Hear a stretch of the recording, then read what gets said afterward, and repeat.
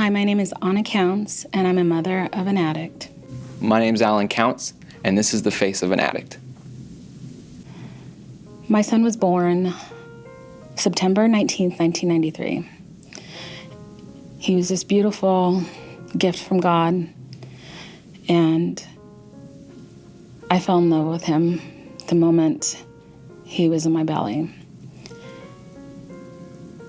As a mother, you never imagine your child struggling the way my son struggled. My story begins when I was 13 years old, when I first put a substance in my body, which was alcohol at the time. It was an experience, to say the least. Once I put that substance in my body, it changed me. It altered the course of my life. Little did I know, it manifested something inside of me that would forever be a part of me. Because when I put that first drink in my body, it made me feel okay, normal, whatever normal is, but it made me feel like I didn't have to be myself. And that's when I quickly realized that I needed more of that. Either one, because it made me more social, or it made me to be the guy at school that everybody wanted to hang out with, or whatever I thought at the time was necessary. It quickly progressed when I was in high school to, prescription pills, whether it was, Vicodin or Xanax. And that was the beginning of narcotics for me. Because once I found other substances could do other things, that quickly opened my eyes to what the possibilities of me numbing myself could go to. So when my son started in high school, at least that's when I noticed he had a drug addiction. I was scared, and I felt like, how could this happen? I raised my son the best way I could. I thought I was a good mother. I even blamed myself. Little did I know until later, after tons of research, that my son had an illness. And the second he tried drugs or alcohol, this illness would take over. When I was in high school, I was mainly into uppers, I guess you would say, cocaine, ecstasy.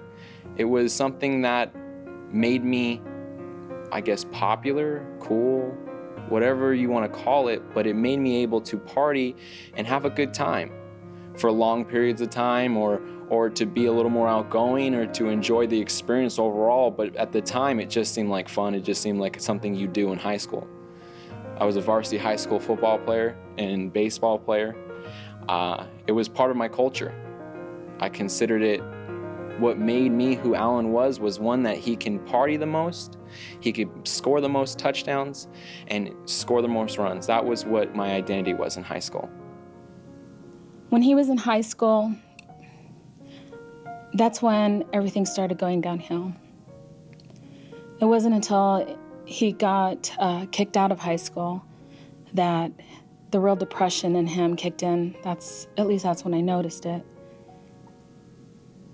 It was heartbreaking because there was nothing I could do as a mother to take him out of this, to help him through this. It was a journey he had to go through all on his own. We thought moving him to Mesa for college would help him. Little did I know that's where the beginning of the end started. My son started using heroin when he was out there. When he finally came home, not until he moved in with us did I realize how severe the problem was. I'd gone into his room to put laundry away, and I opened up his drawer, and there were tons of foils. That's kind of when I lost my mind. It was like I was watching a nightmare unfold right before my eyes. And it ultimately led to heroin, which is something that controlled me and my soul and my mind and my body and everything that encompasses that completely. It took everything that I had, and I gave it away freely. It wasn't like I struggled with it. It wasn't like I came to this realization where maybe I shouldn't be doing this, or maybe this isn't the right thing, or this is heroin.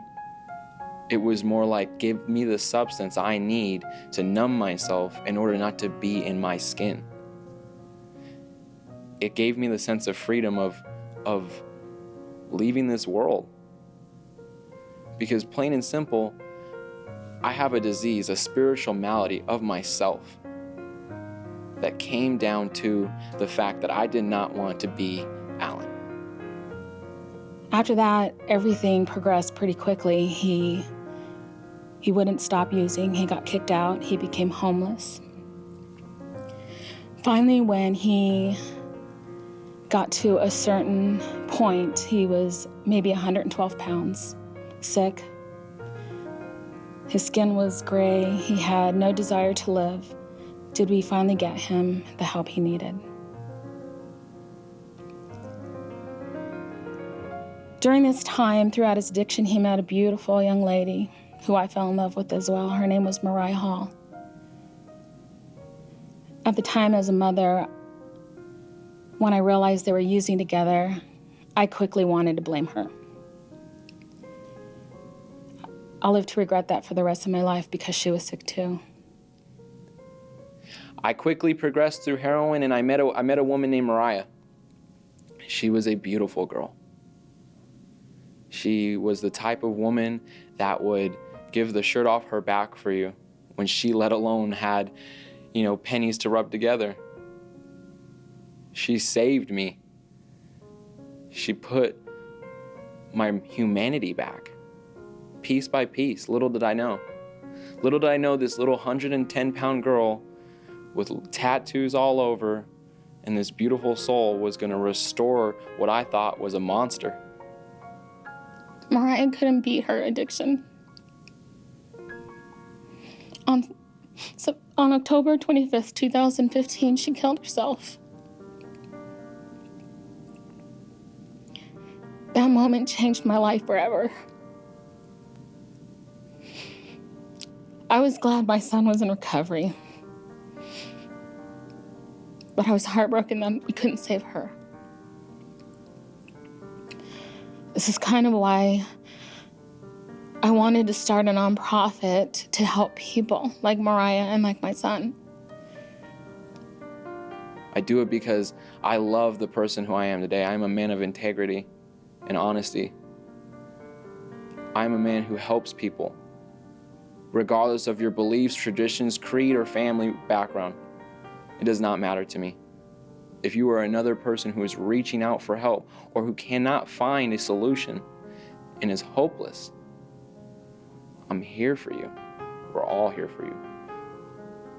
I can't express that enough because the reality of the situation is that Mariah lost her battle to this disease. And I'll never be able to tell her how much I love her again. But based on my actions and the man that I am today, I can do that. So I got together with my son, who is now a year clean and sober, and two of my great friends, Kathy Kellogg and Heather Massey, and we are starting Wings of Hope in honor of Mariah's memory. Our hope and our dream is to walk alongside families who are struggling and to maybe just lend out a hand or a loving touch to those who are in recovery or even an addict who's thinking about recovery. Because the truth is, when your child's not in addiction, you don't quite understand, how can you sympathize with these people because you don't understand what they're going through or their families, and I do. And I want to help anybody who is in need of help in recovery, and I want to help the parents at least just try and be there for them, because I know when I was going through it, it was a very lonely road. Because my life today now, oh my God, it's beautiful. If someone were to tell me what my life would look like in a year from now, I wouldn't believe you. But what has transpired in this year of recovery is beyond my conception. I live a beautiful life today. I have friends who actually care about me as a person and don't necessarily want anything from me besides my friendship. I have my family back in my life, and I get to be a part of their lives. I get to see my older sister have a baby. I get to see my mom and come to Sunday dinners and just talk to her and be a son. The most beautiful part about my whole life is the fact that I am okay now. I can wake up in the morning and not have to pay to feel normal. I'm comfortable in my skin. And I work a program of recovery. I continuously am of service to my fellows and to my peers. I would love to any day of the week to reach that hand out, to help another man show them, or woman, a new way of living, a solution. That's all that matters to me. Because regardless, I would not have all these things in my life if it wasn't for the fact of me finding this recovery and this solution. So all I can say is I hope that if anything you get out of this is that you are not alone, and that there are people who are willing to help you and be there for you. I can't express enough how we all need to step out of our comfort zone and speak about this. So many people are dying. The statistics today are staggering. And it's because nobody wants to talk about this. And that's a shame. Because so many beautiful people like my son, like Mariah, and like all his friends are struggling today.